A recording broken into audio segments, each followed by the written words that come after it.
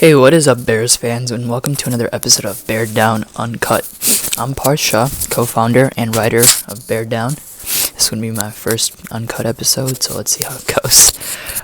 Today we're going to talk about some safeties that the Bears could potentially draft at pick 43 or pick 50.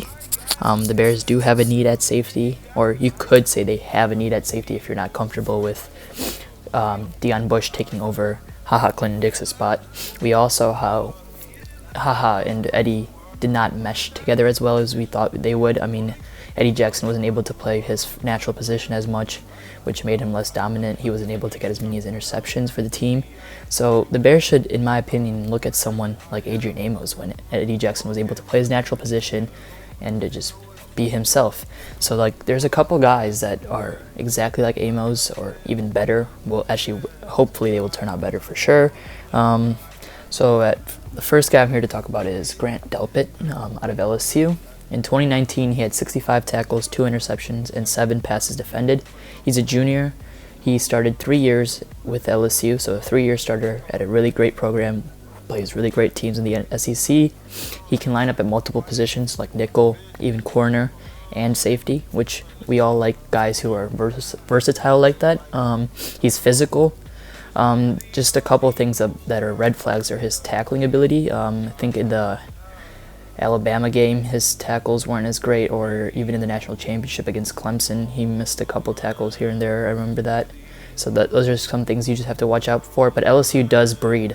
It's great safeties in the NFL. We got Tyrann Mathieu, Jamal Adams, Eric Reed. He was projected as a first rounder, for sure.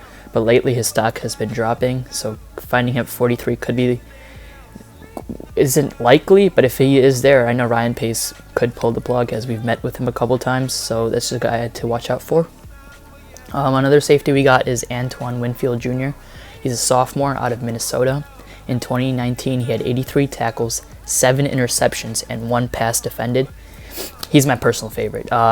He reminds me of exactly what we need for this team. Physical, he's explosive, he's athletic. He ran a 4.45 at the combine with a 36-inch vertical. He's got all the tools to be perfect with Eddie Jackson, in my opinion. He's a hard hitter, a guy that I would love to have at pick 43 or pick 50. His stock has been actually going up recently, so we don't know if we can get him at pick 43 or 50. I don't think he'll be there at 43 currently with the way things are playing out, but I could be wrong. I'd love to have him.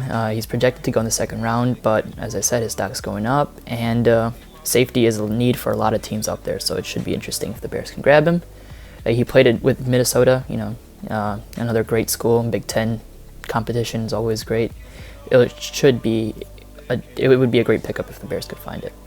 And then lastly, I'm going to talk about Jeremy Chin, senior out of Southern Illinois. He had 71 tackles, 4 interceptions, and 3 passes defended in 2019. He's physical. He's 6'3", 221 pounds. He tore up the division. His game needs a little bit of more polish, but he's NFL ready, and if you can find him with pick 50, it would be perfect. I think he'll still be there at 50, but again, you never know, as many experts have been told that their mock drafts have been very wrong this year. They're projecting this to be a very surprising draft, which is going to be fun to watch, especially because we've had no sports these last couple months because of Corona and stuff like that, so this draft is going to be insane. But Jeremy Chin out of Southern Illinois, he's NFL ready, as I said. He's got the tools. He just needs a little bit of polish, which we could give him some time, especially he can sit behind Deion Bush if that's needed. I mean, Roquan Smith wasn't plugged in to start his first game or his second game, I'm pretty sure. I think they came off the bench. I mean, he did play majority of the snaps, but he didn't start. So we could do something like that with these safeties, especially if they're versatile enough, and our cornerback 2 position is looking a little shaky. I mean, I know this is not about cornerbacks, but we have cornerbacks like Roberson, Artie Burns, and Kevin Tolliver battling out for cornerback 2. Let's say if we draft one of these safeties versatile enough to even switch the cornerback to a position, that could also be a factor into Ryan Pace's decision. So a guy like Grant Delpit would then jump up the draft boards because he's versatile enough to play that position. While a guy like Antoine Winfield is way too physical to play corner, then he would only be limited to playing short, strong safety. It's going to be interesting to see how this draft plays out, especially because the Bears also have other needs like offensive line, tight end with pick 43 and 50. So there are 4 positions, in my opinion, that we have to draft. Now it's that being said, it's cornerback, safety, tight end, and offensive line. Now it depends on what Ryan Pace values as the 2 most important positions out of those 2 that we need, and what positions he's going to draft at 43 and 50. And I feel like that determines what positions he thinks are the most pressing needs.